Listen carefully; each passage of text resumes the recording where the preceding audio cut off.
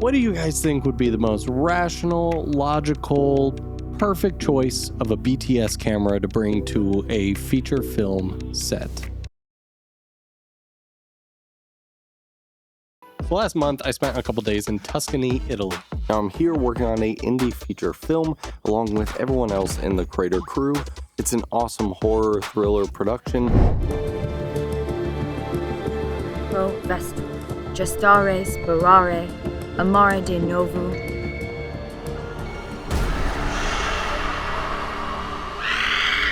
For this production, we're actually using all Blackmagic cameras. For the main production, we're actually using two Pixuses as Cam A and Cam B. And you know, those are cute, rigged out with awesome Condor Blue cages and all, but I mean, let's be honest, the real star here is the BTS camera, which I know if you've seen Terry, that seems a little bit more logical. Tobin, this is what he's using. His back's gonna hurt a lot less than mine. Why would you bring this huge rig to do BTS on? Because apparently I hate myself, but the footage looks crazy. I hate him too. Anyways, pocket 3, let's go.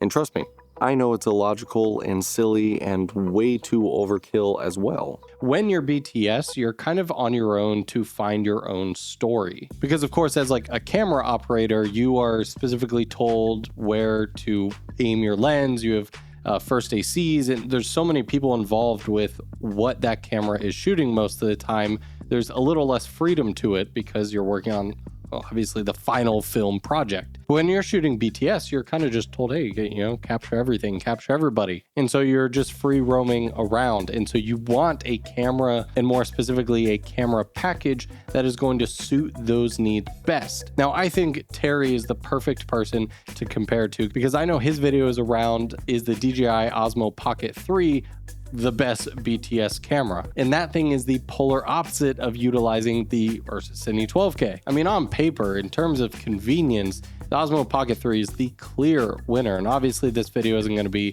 some sort of image comparison test, but I just want to be upfront in talking about like, why would I even choose the Ursa Cine 12K? The Pixus would be the next best thing in my lineup to bring, but I even shot a bunch of footage on my iPhone. So like, just what is the best choice and how did I come to choosing the Ursa 12K?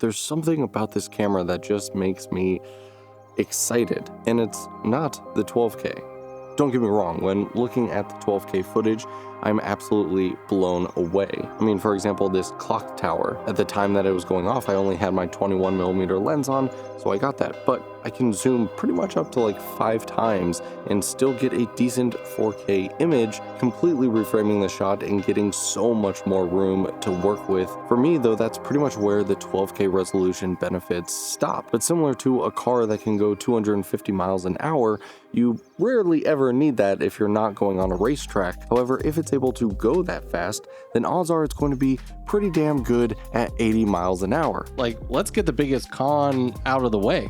The weight. Obviously, this thing is heavy. It's a good probably 20-pound setup with the batteries and everything on it. But my favorite thing about it is the way I have it rigged with all the audio, lenses, map, like anything I need is, one, everything is based off one battery. 2, I don't need actually a cage and a bunch of things rigged on it, and it's very minimal cabling. When you look at the behind the scenes footage of me getting behind the scenes, you can see the way that I'm like baby cradling the Ursa.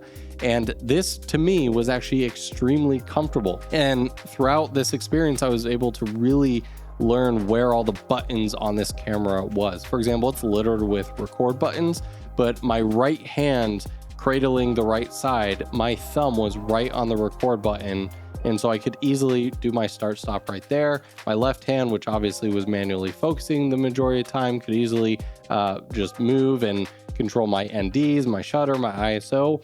Everything on this camera is so well thought out in terms of where the buttons and everything is placed. And that made using it, I could just keep my eye on the viewfinder, change any settings that I needed to, make any adjustments, And obviously stuff like the dynamic range, I'm just good in like any lighting scenario. We've got 16 stops of dynamic range here where we are well within the RE territory. And even now, as I started recording, the sun wasn't over the hill over there. Now it's fully came up. You may have noticed me get a little bit brighter. But when I'm looking at my waveform there, I'm still like squeezed into the middle. There is so much latitude on either end of the spectrum here. I am not anywhere close to clipping highlights, even though the lighting has started to increase pretty decently. And from looking at the footage that I've shot the past handful of days, is ridiculous how bright it can be and just how much information you keep in the shadows and highlights. Speaking of any lighting scenario though, low light. This camera does max out at 3200 ISO. Yes, that is the highest that you can change in the settings. But also, again, here, to be honest, I was pretty blown away by what I could get at 3200.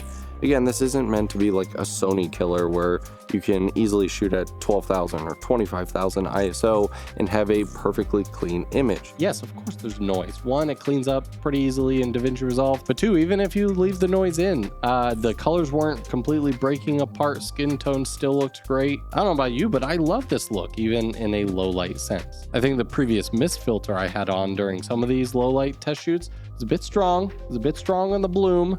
But besides that, good image. How much brighter did that just get? But again, the other nice thing here is I don't have to go grab another ND, compensate a little, open ourselves up. Anyways, let's get back to talking about the production.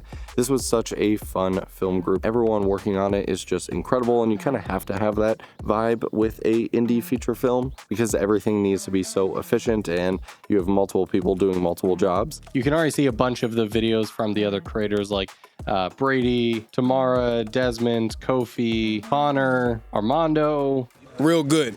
It worked out real good. I believe they've already uploaded videos. You can check it out in a playlist that I'll leave linked in the description below. One thing that has definitely helped us get through this production is these new headsets from 𝗦𝗧𝗨𝗙𝗙. This is a lot lighter than a lot of the other systems I've used. It's got all your basic controls on here for volume adjustments. And of course, my favorite part of these is you put the microphone down, it turns on the mic so people can actually hear what you're saying, and then if you put it back up, then you're basically muted, so you've got that privacy. I gotta say, these are incredibly comfortable, the sound quality is great, and I just learned about the 1,300 feet range. So we're currently shooting some car stuff in this beautiful spot in Tuscany, and half of the crew is actually all the way down through that archway there.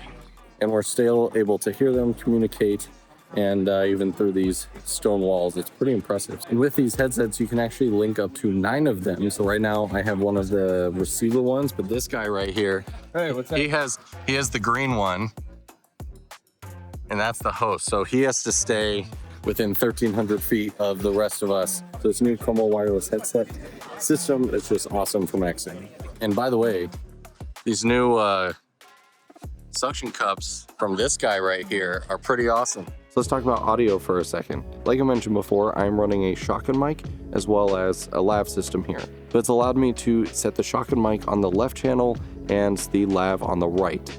So this way, when going around set, I could easily just point at people that I didn't have mic'd up and they could get amazing shotgun quality microphone.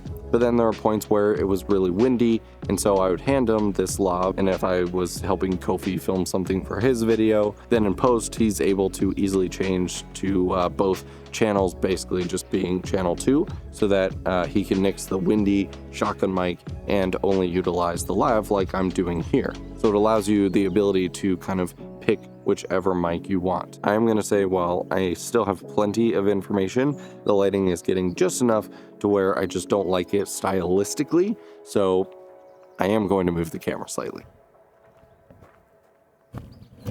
There we go. Take off that ND again. There we go. Back to the more flatter look that I like. Man, do you guys hear these birds? Birds are wild in the morning. Now, since I have the Ursa Cine 12K body only, this comes with the CF Express Type B module. Of course, I have the Angel Bird cards in here. Now, they just sent me their latest line of V4 cards, which have up to 3,700 megabytes read and write speeds. I believe they're sustained on their 2 and 4 terabyte is 3,000 write, which pretty much gives you every resolution that you want on this camera. I was expecting to shoot so many terabytes on this trip because, again, I kept it in 12K because this was my first time really utilizing it. I only shot 1.6 terabytes, which if you're used to the mirrorless world, that sounds like a ton. But for a camera like this, that's incredible. Now, sharing that to everyone else, everyone was like, how are you going to get these to me? And for this production, we partnered with 𝗬𝗧𝗨𝗙. 𝗬𝗧𝗨𝗙 is a newer service that I've just really been brought on to since NAB, where we really got to talk and meet with the team.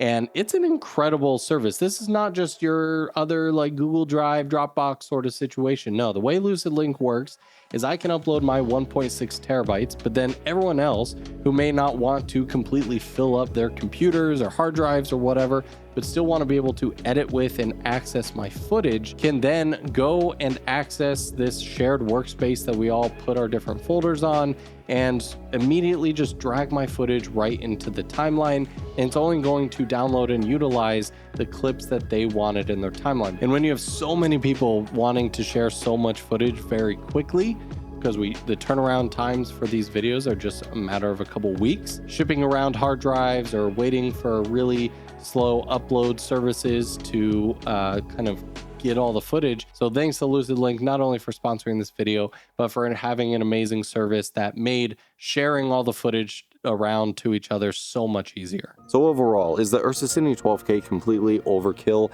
as a BTS camera? Yes, without a doubt. And are you mad at Tight Shirt Terry Warfield because Terry's using the Osmo Pocket and you're using a truck? I mean, based on our builds, it's definitely the wrong, we should switch, but yeah, no, I mean, you do you. You seem pretty happy with your Osmo Pocket. For me, at the end of the day, it's not just about what is the most convenient camera that's gonna get me the, most okayest quality. What camera gets the client to go, job well done, sir? Like, if I'm gonna go through all this time of traveling, the regular headaches of being on a shoot, I might as well make it the most enjoyable experience that I can. And for me, that is using tools that I am excited to learn about and to utilize. And right now, that is the Ursa Cine 12K. I have no regrets. It was absolutely worth the extra checked bags that I had to bring, the extra batteries, the ridiculously sized battery charger, the back pain, having to do stretches constantly. For me, getting the results that I did with this camera and the shooting experience that I had while on the production far outweighs any of the cons. Again, Blackmagic, Condor Blue, Aksoon, 𝗬𝗧𝗨𝗙, you all continue to be incredible supporters of this channel and these amazing productions we all get to go on. And thanks to all of you for watching this video. If you have any more questions about the Ursa Cine 12K, I bet I'm gonna have plenty of videos to come. So leave a question down in the comments below. Thanks so much for watching. I'll see you guys in the next one.